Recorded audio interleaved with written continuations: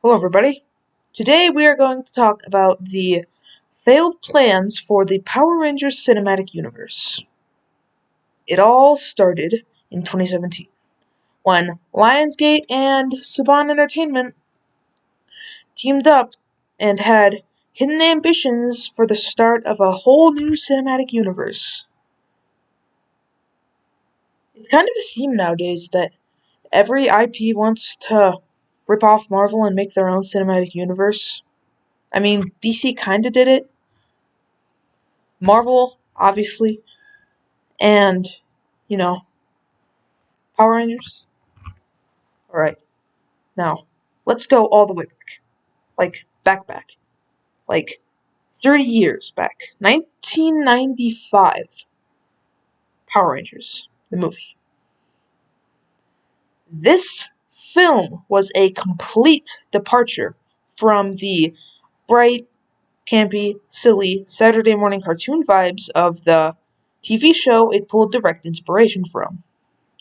This film featured famously more armored suits that weighed up to 40 pounds and caused the actors immense physical pain.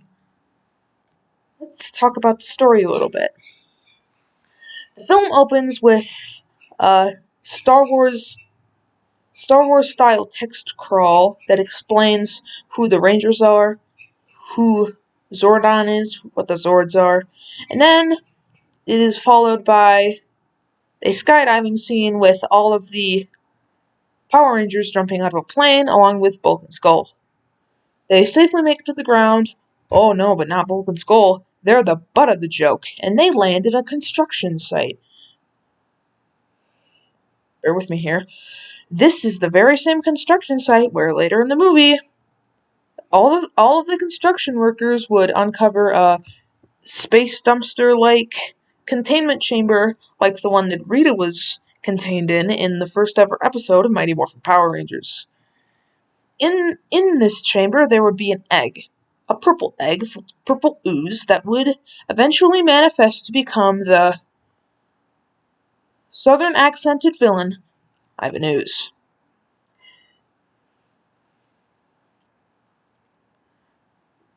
The Rangers go back to the command center, which, by the way, looks very different than it does in the TV show. And they meet up with a redesigned Alpha 5 and Zordon. Alright, quick side tangent. The actor who played Zordon and the actor who voiced him, completely different people, but here's the cool part. They both recorded their lines, but saying the exact same thing. So, for the first time in a while, Zordon's lip movements actually lined up with his speech. I know, crazy. But, alright, on with the plot. The Rangers are tasked with finding Ivan Ooze, and they do. But not before the villains find him, and they have an introduction. And Ivan Ooze traps them in the snow globe, so they are unable to do anything for the entirety of the movie. But he does recruit their dim-witted henchman, this weird-looking pig guy, and this funkier-looking... I don't remember what it is, just... they're funky-looking, trust me. He recruits the henchman in order to carry out his master plan of making enough ooze to control the parents of Angel Grove into uncovering and rebuilding the ectomorphic titans. His giant bug robots that broke down and were buried under Angel Grove. Now, Zordon is obviously like, and he sends Rangers with their new Ninja Falcon Megazord to go fight them. Alright, let's talk about the Ninja Falcon Megazord for a sec. This Ninja Falcon Megazord. Boy howdy, is it a story in and of itself. The year is 1995. CGI is obvious, obviously not up to the standards that most Hollywood studios would want today, but it's 1995. Toy Story just came out, first ever fully 3D animated film, and this is an era many people like to call the Hollywood CGI craze. Yeah. So, guess what they did for the Ninja Falcon Megazord? They had a practical city with a overly reflective Ninja Falcon Megazord. And you can tell that CGI came out in 1995. Like, you can tell that a pair of shoulder pads are from the 1980s. It shows. It shows big time. And I know what you might be asking. Why didn't they just use the practical Ninja Falcon Megazord suit from the show? Thing is, they didn't have access to the Ninja Falcon Megazord suit from the show. There was this whole thing with Saban and Toei splitting, and the movie was set in a different timeline and was made by a completely different team and had a and had a and had a absolute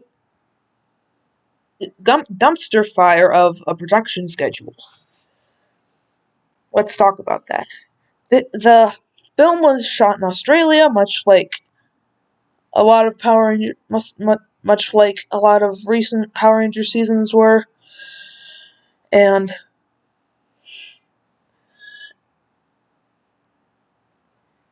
originally, Ivan Ooze's minions were supposed to be large rat-like aliens, and but when the suits arrived, they were not up to scratch with the Hollywood standard at the time, and they did not match the big budget superhero movie vibes that the producers were going for.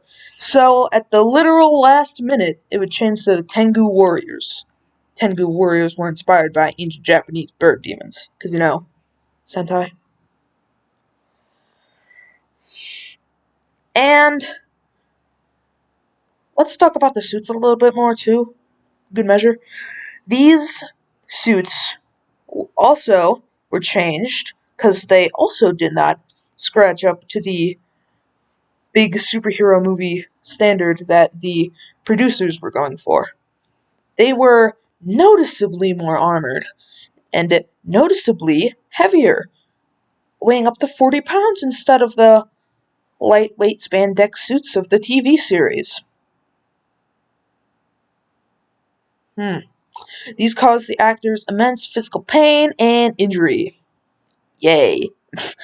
And the original actor who was supposed to play Dulcia, the alien warrior who guides the Power Rangers to their ninja powers in the jungle of that far-off planet, that original actor was fired. So, back to the Ninja Falcon Megazord. Actually, yeah, that's why they didn't have enough time to make a practical Ninja Falcon Megazord suit. Because it took so long for them to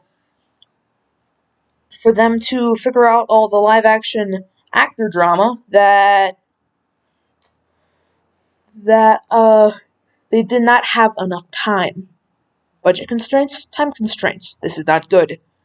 And again, big budget superhero movie aspirations. So they wanted it to look good, but it did not look good. And for the scenes where it shows the Rangers in the cockpit from the outside, you can obviously tell that is just previously filmed footage projected onto the front of these poorly animated CGI Ninja Falcon Zords. And The worst part is, they basically did it 3 times. Because guess what they used to make the Ectomorphic Titans? CGI. Yay. Ectomorphic Titans suffer from the same thing. Overly reflective. Because in the 90s, it was the infancy of computer graphics. They didn't know how to make matte textures look good. They didn't know how to make reflective textures look good. So this was overly reflective.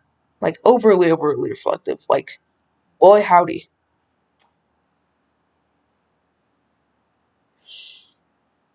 Alright. I think it's finally time to talk about the 2017 Power Rangers film. You know, let's get deep for a moment. There's a saying that goes, if you do not learn from your mistakes, then history is bound to repeat itself. Saban did not learn from their mistakes, and speak of the devil and he shall appear, they tried it again in 2017. Let's talk about it. This is an interesting movie. The movie starts out by introducing us to our teenagers with attitude. Attitude in a 2017 sense, where the Power Rangers are all juvenile delinquents and outcasts. Doesn't really fit the martial arts buddies that we got in the 1993 series. Does it? Jason is literally escorted to this school by the police. So, and then they eventually bond, like an hour into the movie.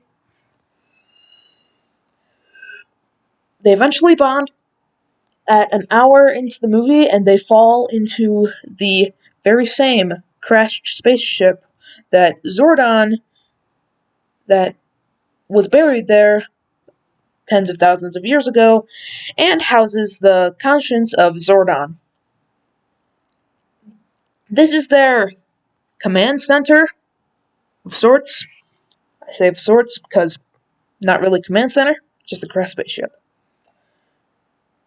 The way they do Zordon in this film is unique as well. He's basically, like, you know those toys? Like, the toys where you can push your hand in, and it makes, like, a pattern, and it, like, conforms to the shape of your hand? They basically made him one of those toys. Like, if you ever tried pressing your face into one of those toys, that's what Zordon looked like.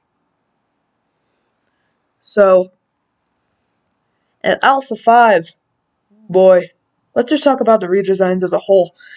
These Ranger suits, holy moly, they suffered from Marvel over-design factor big time. Everybody. Roundtable. All the big movie essays, all the big movie essay people will tell you that these are the prime examples of modern Hollywood over-design factor. And they're right. These suits were meant to be biomechanical, over-designed, alien, form-fitting suits? Exoskeletons? I don't really know what to call them, they're so confusing. And the power coins were just rocks with color in the middle. It's like, okay. They didn't even get morphers, didn't even get proper morph sequence.